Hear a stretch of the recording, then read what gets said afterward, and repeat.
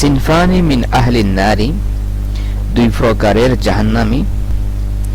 عن أبي هريرة رضي الله عنه قال قال رسول الله صلى الله عليه وسلم صنفان من أهل النار لم أرهما قوم معهم سيات كأذناب البقر يضربون بها الناس ونساء كاسيات عاريات مميلات مائلات رؤوسهن كأسنمة البخت المائلة لا يدخلن الجنة ولا يجدن ريحها وإن ريحها لتوجد من مسيرة كذا وكذا رواه مسلم।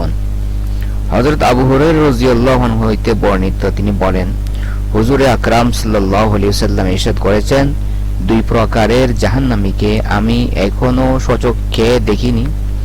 এক প্রকার হলো ওই সমস্ত লোক অহংকারী ও জালিম, যাদের সাথে গরুর লেজের নেই দৌড়া থাকবে।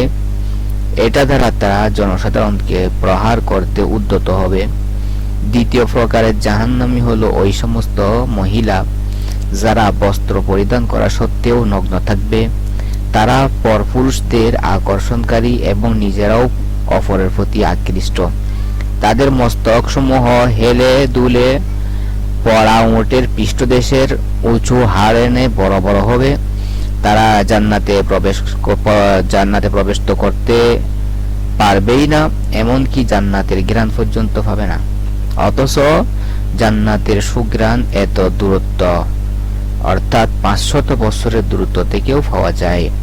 সহিহ মুসলিম শরীফে হাদিসটি বর্ণিত হয়েছে। তারা কাপড় পরিধান করা সত্ত্বেও নগ্ন থাকবে। এটার অর্থ হচ্ছে তারা বিভিন্ন নিয়ামত উপভোগ করবে, কিন্তু এর শুকরিয়া ও কৃতজ্ঞতা প্রকাশ করবে না। অথবা এর অর্থ এটা হতে পারে যে শরীরে কিছু অংশ খোলা আর কিছু অংশ আবৃত থাকবে।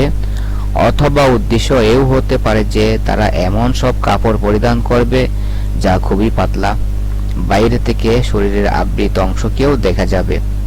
তারা আকর্ষণকারিণী এবং আকৃষ্ট, এর মানে হচ্ছে তারা স্বয়ং আল্লাহর নাফরমানি করবে এবং অপরকেও উৎসাহিত করবে।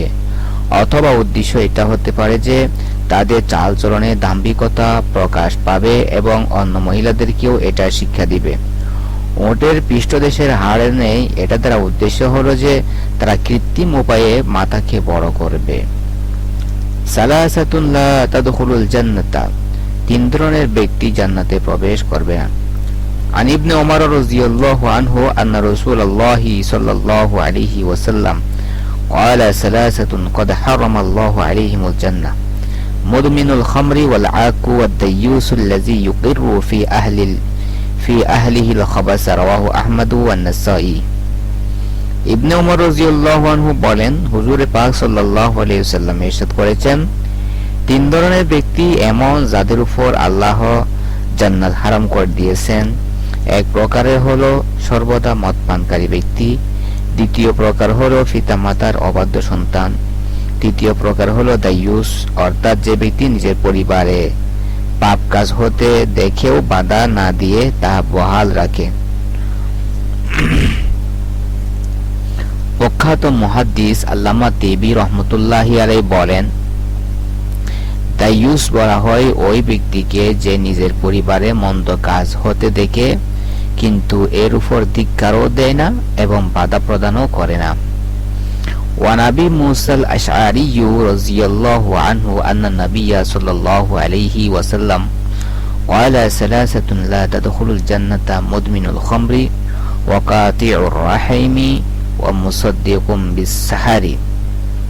হযরত আবু মুসা আশআরী রাদিয়াল্লাহু আনহু হইতে বর্ণিত, তিনি বলেন, হুজুরে আকরাম সাল্লাল্লাহু আলাইহি ওয়াসাল্লাম ইরশাদ করেছেন, তিন প্রকারের মানুষ জান্নাতে প্রবেশ করবে না। এক, বেশি বেশি মদ পানকারী। দুই, আত্মীয়তার বন্ধন ছিন্নকারী।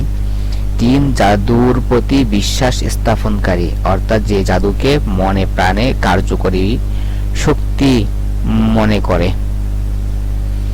ওয়ান ইবনে আব্বাস রাদিয়াল্লাহু আনহু قال قال رسول الله صلى الله عليه وسلم মুদমিনুল খামরি ইন মাতা লাকিয়াল্লাহু তাআলা কাআবিদি ওয়াসানিন। হযরত ইবনে আব্বাস রাদিয়াল্লাহু আনহু থেকে বর্ণিত, হুজুরে আকরাম সাল্লাল্লাহু আলাইহি সাল্লাম ইরশাদ করেছেন, সর্বদা মদ্যপায়ী ব্যক্তি মৃত্যুবরণ করলে মূর্তি পূজারী হিসেবে আল্লাহর সামনে উপস্থিত হবে।